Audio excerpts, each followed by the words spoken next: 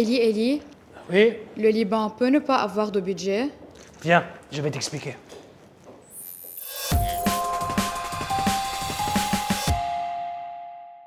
D'abord, un rappel simple. Un budget, ce n'est pas juste un tableau Excel.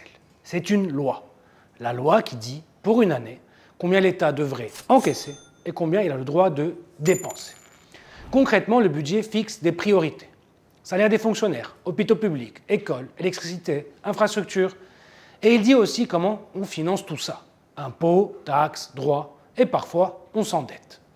Pourquoi c'est important d'en avoir un?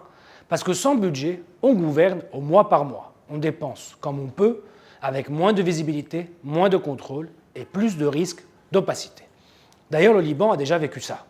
Pendant longtemps, l'État a fonctionné sans budget voté, entre 2005 et 2017. We should maybe teach them how to run a country without a budget, because Lebanon, gets adapted to every difficult situation. Ce n'est pas un détail. Ça a affaibli le contrôle du Parlement sur les finances publiques et a notamment mené le Liban vers sa crise multidimensionnelle auquel il fait encore face. Maintenant, la règle constitutionnelle. Selon l'article 83, chaque année, au début de la session d'octobre, le gouvernement soumet à la Chambre des députés pour examen et approbation le budget général des recettes et des dépenses de l'État pour l'année suivante. Le budget est voté article par article. L'article 32 de la Constitution dispose également que la Chambre se réunit chaque année en 2 sessions ordinaires. La seconde s'ouvre le premier mardi qui suit le 15 octobre et elle est consacrée avant tout autres travaux à la discussion et au vote du budget.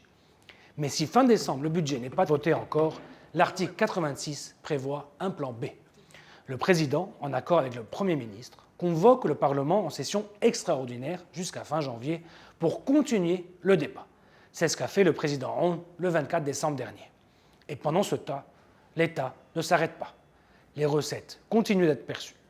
Et en janvier, les dépenses se font selon le 12e provisoire. En gros, un 12e de l'année précédente. Et si fin janvier le budget n'est toujours pas adopté, alors le Conseil des ministres peut décider et le président peut rendre le budget exécutoire par décret, dans la forme où il a été présenté au Parlement en octobre. C'est ce qui s'est produit début mars 2025 avec le budget de 2025. Voilà pourquoi fin janvier est un jalon clé. Soit le Parlement vote, soit l'exécutif reprend la main. Et politiquement, ça change tout. J'espère que c'est plus clair maintenant.